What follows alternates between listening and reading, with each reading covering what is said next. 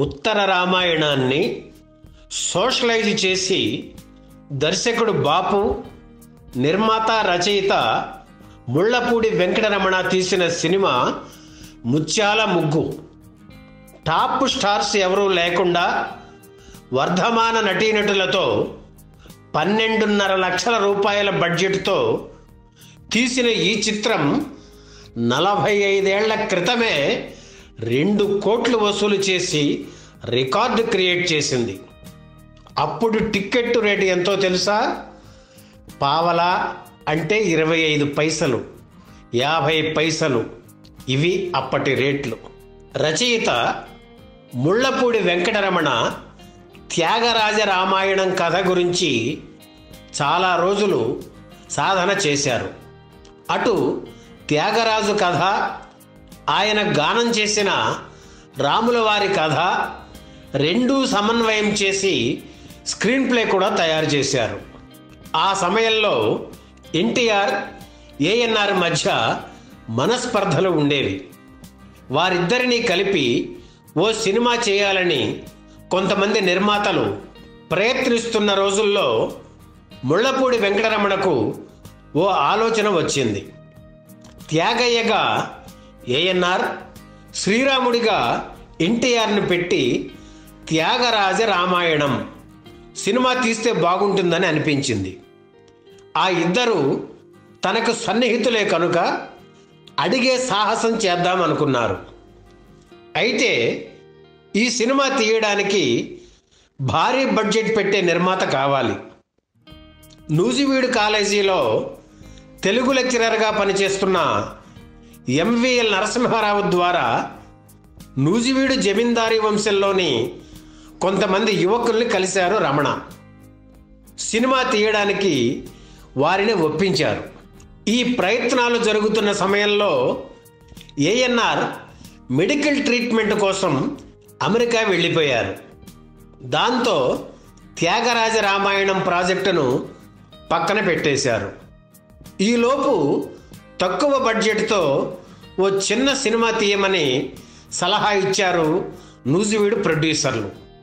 అప్పుడు ఆలోచించిన కథే ముత్యాల ముగ్గు. శ్రీధర్ను హీరోగా, సంగీతను హీరోయిన్గా ఎన్నుకున్నారు.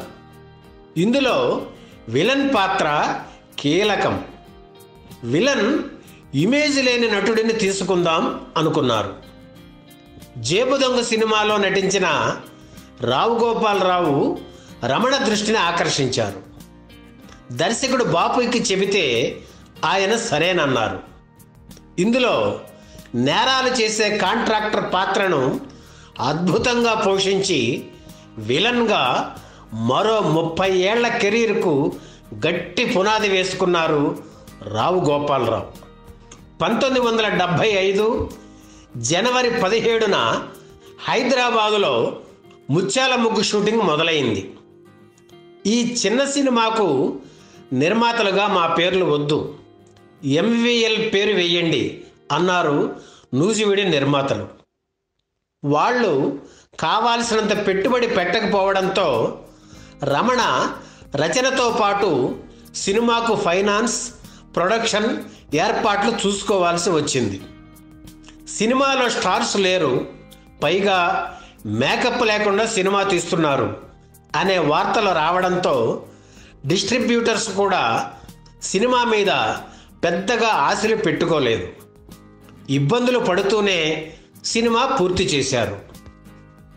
ఈ సినిమా తొలి షెడ్యూల్ హైదరాబాదులో జరిగింది. విలన్ హౌస్ కోసం సారథి స్టూడియోలో ఓ సెట్ సెలెక్ట్ చేశారు. అయితే షూటింగ్ మొదలుపెట్టే సమయానికి సెట్ ఖాళీ లేదని స్టూడియో వాళ్ళు అన్నారు. అప్పుడు రాక్ క్యాసిల్ హోటల్లో విలన్కు సంబంధించిన సీన్లు తీశారు. అద్భుతంగా వచ్చాయి. ఈ సినిమా తర్వాత రాక్ క్యాసిల్ హోటల్ షూటింగ్స్కు ఓ లొకేషన్గా మారింది. అలాగే రచయిత గుంటూరు శేషేంద్ర శర్మ సతీమణి రాణి ఇందిరా ధనరాజ్గిరికి చెందిన ప్యాలెస్లో హీరో ఇంటి సీన్లు చిత్రీకరించారు. రెండవ షెడ్యూల్ ధవళేశ్వరం, పులిదిండిల్లో జరిగింది. గోదావరి తీరంలో వేసిన కుటీరంలో హీరోయిన్ సీన్లు చిత్రీకరించారు. గరం హవా చిత్రానికి ఛాయాగ్రాహకుడిగా పనిచేసి ఇంటర్నేషనల్గా అవార్డులు పొందిన ఇషాన్ ఆర్య ముత్యాల ముగ్గు చిత్రానికి పనిచేశారు. న్యాచురల్ లైటింగ్లో ఆయన చిత్రీకరించిన సన్నివేశాలు అద్భుతంగా వచ్చాయి. ఈ షూటింగ్ జరుగుతున్నప్పుడు అల్లు రామలింగయ్య పెద్ద కుమారుడు యాక్సిడెంట్లో చనిపోయాడు. అంత బాధలోనూ ఆయన షూటింగ్కు వచ్చేశారు. బాధ మర్చిపోవాలంటే పనిచేయడం ఒకటే మార్గం అని సినిమా పతాక సన్నివేశంలో కోతిగా ఆయన ఎంతో అద్భుతంగా నటించారు. ముత్యాల ముగ్గు దర్శకుడు బాపుకు 9వ చిత్రం. ఈ చిత్రానికి ముత్యాల ముగ్గు అని టైటిల్ పెట్టింది ఆయనే.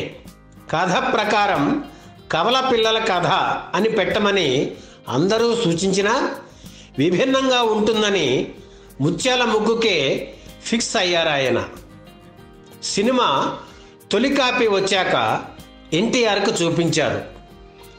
అర్ధరాత్రి ముహూర్తాలు, కునుకుతూ కొబ్బరి చిప్పల్లో సిగరెట్ నుసి దులుపుతూ టీలు తాగుతూ పెళ్లికొచ్చిన కుర్రాళ్ల పేకాటలు, విరిగిన ఇటుకల గోడల మధ్య పెరటిలో తెల్లటి పక్క మీద శోభనం చూస్తుంటే మా పాత రోజులు గుర్తుకు వస్తున్నాయి బ్రదర్ అని మురిసిపోతూ అభినందించారు ఎన్టీఆర్. 1975 జూలై 25న ముత్యాల ముగ్గు చిత్రం విడుదలయ్యింది. మహా అయితే 4 వారాలు ఆడుతుందని తక్కువ ప్రింట్లతో ఓల్డ్ థియేటర్స్లో ఈ సినిమా విడుదల చేశారు డిస్ట్రిబ్యూటర్స్. పెద్ద పబ్లిసిటీ కూడా ఇవ్వలేదు.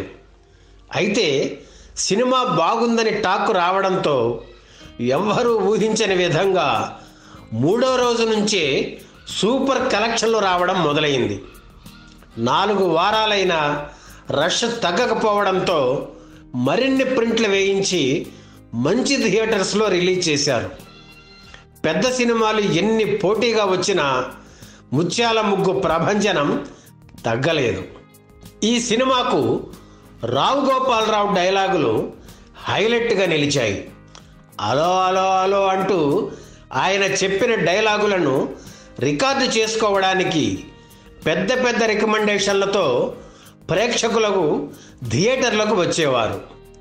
అది గమనించి హెచ్ఎంవి గ్రామ్ఫోన్ కంపెనీ వారు రావు గోపాలరావు డైలాగ్స్తో 2 రికార్డులు విడుదల చేశారు.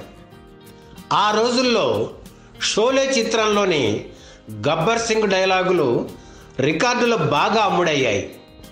వాటి అమ్మకాలకు ధీటుగా ముత్యాల ముగ్గు రికార్డులు సేల్ అయ్యాయి. అలాగే మహదేవన్ స్వరపరిచిన పాటలు కూడా బాగా పాపులర్ అయ్యాయి.